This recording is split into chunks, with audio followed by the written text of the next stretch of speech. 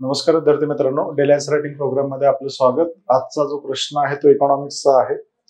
2023 मध्ये इंडस्ट्रियल पॉलिसीचा एक ड्राफ्ट इश्यू करण्यात आला होता। त्याच्यामध्ये एक वेगळा शब्द वापरलेला आहे, ओके, हरित औद्योगिकरण। सो त्या संदर्भात आपण एक प्रश्न घेतलाय।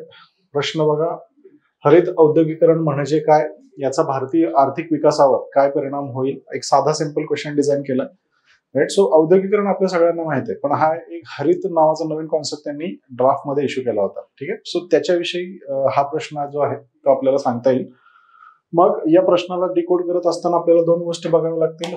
प्रश्नाचा पहिला जी बॉडीचा जर विचार केला तर पहिल्यांदा आपल्याला हरित औद्योगिकरण डिफाईन करावं लागेल, ठीक आहे। आणि हे हरित औद्योगिकरण अर्थव्यवस्थेला पॉझिटिव्हली कसं इम्पॅक्ट करतं याची चर्चा आपल्याला करावी लागेल। आता हे पॉझिटिव्ह आहे, निगेटिव्ह नाही, ठीक आहे। सो या गोष्टीचा थोडासा विचार करा।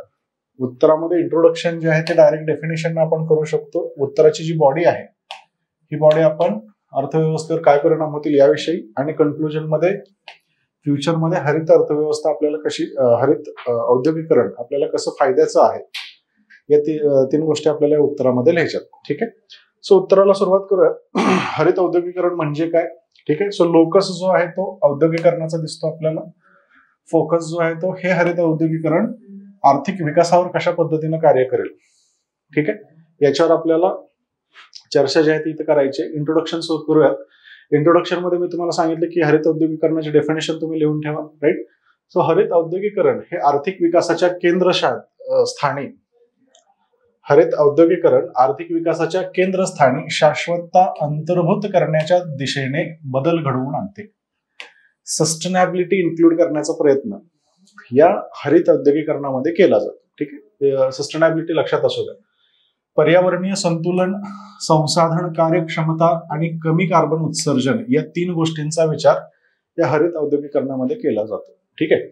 सो औद्योगिकरणच आहे, पण हे करत असताना ट्रेडिशनल इंडस्ट्रियलायझेशन जे आहे ते कार्बन इमिशन विषयी चर्चा नाही करत, सस्टेनेबिलिटी विषयी चर्चा नाही करत। त्यांना इन्क्लूड आपल्याला या इंडस्ट्रीजमध्ये करायचंय। सो ज्या नवीन इंडस्ट्रीज आहेत, आता हे ग्रीन इंडस्ट्रियलायझेशन जे आहे हे दोन पद्धतीने सुद्धा होणार आहे।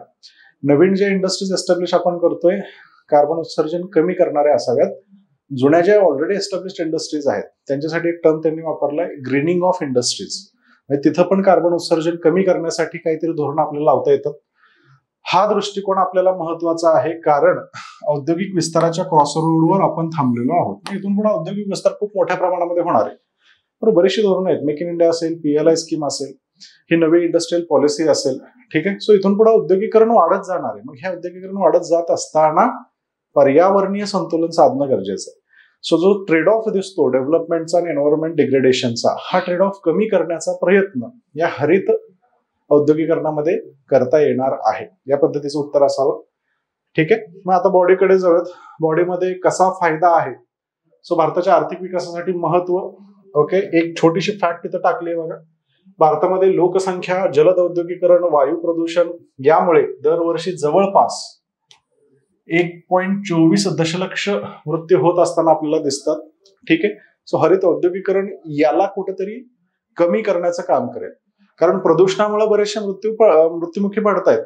इंडस्ट्री प्रदूषण करतायत, मग या इंडस्ट्री जर प्रदूषण करत नसतील तर पुढचे होणारे मृत्यू जे आहेत ते टाळता येऊ शकतात, ठीक आहे। सो भारतासाठी खूप जास्त महत्वाचे हरित औद्योगिकरण स्वीकारणे भारताला आर्थिक विकासाचा पाठपुरावा करत असताना आव्हानांना तोंड देण्यास मदत करू शकते।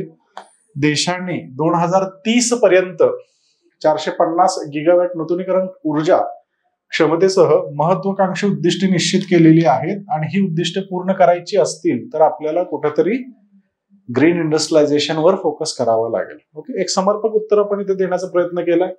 त्याच्यानंतर दुसरं मेजर डायमेन्शन जे आहे ते आर्थिक आणि सामाजिक लाभाचे, बरोबर। उदयोन्मुख हरित क्षेत्रामध्ये भरीव रोजगार निर्मितीचे आश्वासन हे हरित इंडस्ट्रियलायझेशन आपल्याला देतं।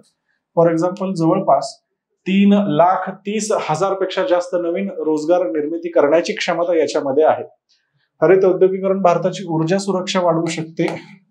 आयातिक जीवाश्म इंधनावरील त्याचे अवलंबित्व कमी करणे याच्यासाठी हे ग्रीन इंडस्ट्रियलायझेशन जे आहे ते कार्यरत आपल्याला म्हणजे फायद्याचं ठरू शकतं।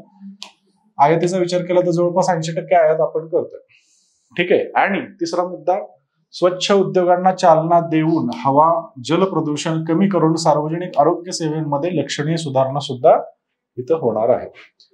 बरोबर. सो वेगवेगळे डायमेन्शन घेते बघा. एकदा इकॉनॉमीचं डायमेन्शन आहे, एकदा पोल्युशनचं डायमेन्शन आहे, एकदा हेल्थचं डायमेन्शन आहे. राईट. सो हे डायमेन्शन आपल्याला उत्तरामध्ये इन्क्लूड करायचे. त्याच्यानंतर पुढचा जो डायमेन्शन आपल्याला दिसतो जिथे आपल्याला फायदा होईल तो आहे जागतिक आणि राष्ट्रीय योगदान. भारतानं पॅरिस क्लायमेट परिषदमध्ये बरोबर एक वचन दिलेलं आहे की 2005च्या पातळीवरून 2030 पर्यंत जीडीपीची उत्सर्जन तीव्रता जी आहे ती 33 ते 35% कमी करायची. सो हे दिलेलं जे वचन आहे हे वचन पूर्ण करण्यासाठी हे हरित औद्योगिकरण आपल्याला फायदेशीर ठरू शकतं. हरित औद्योगिकरणाकडे वळण्याने जागतिक बाजारपेठेमध्ये भारताची स्पर्धात्मकता वाढू शकते. बरोबर. जिथे शाश्वत उत्पादने आणि तंत्रज्ञानाची मागणी जी आहे ती सध्या वाढत चाललेली आहे. म्हणजे या ग्रीन इंडस्ट्रीज आपण एस्टॅब्लिश केल्या तर आपण एक्सपोर्ट सुद्धा करू शकतो आणि जिथे आपल्याला पैसे जास्तीचे मिळू शकतात. कार्बन लिकेज विषयी युरोपियन युनियन सध्या खूप अग्रेसिव्हली काम करते. ठीक आहे. मग त्यांनी कार्बन बॉर्डर टॅक्स सुद्धा बसवलेले आहेत. याच्यामुळे काय होतं भारतातून तिथं जाणारा माल जो आहे त्याच्यावर रिस्ट्रिक्शन्स पडायला सुरू झालेत. मग हे रिस्ट्रिक्शन्स आपल्याला अवॉइड करता येऊ शकतात जर आपण हरित उद्योगांकडे गेलो, हरित औद्योगिकरणाकडे आपण गेलो. ठीक आहे. बरेचसे डायमेन्शन्स ते इन्क्लूड करतात बघा. ओपन एंडेड क्वेश्चन आहे. आता कन्क्लुजन कडे येऊन हरित औद्योगिकरण भारताला शाश्वत आणि सर्वसामाविक असा विकास मार्ग तयार करण्याची संधी देते. आपल्या औद्योगिक धोरणांमध्ये पर्यावरणीय शाश्वततेला प्राधान्य देऊन भारत केवळ आपल्या तत्काळ पर्यावरणीय आरोग्यविषयक आव्हानांना तोंडच देत नाही तर जागतिक स्तरावर स्पर्धात्मकता देखील वाढवून देत आहे.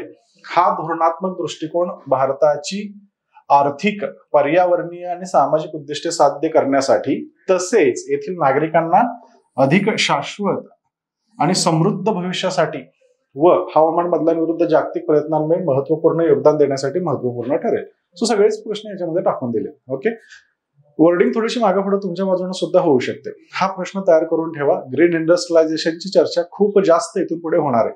ड्राफ्ट आलाय. नवीन इंडस्ट्रियल पॉलिसी येत्या चालू किंवा येत्या वर्षामध्ये येणं एक्सपेक्टेड आहे. परीक्षा आपली त्याच्यानंतर आहे. सो साहजिक आहे प्रश्न येणार आहे. राईट. सो बेसिक्स व्यवस्थित करणं गरजेचं जे की या प्रश्नामध्ये तुमचे झाले असतील. या गुड नोटवर आजचं सेशन जे आहे ते इथंच कन्क्लूड करतो. धन्यवाद.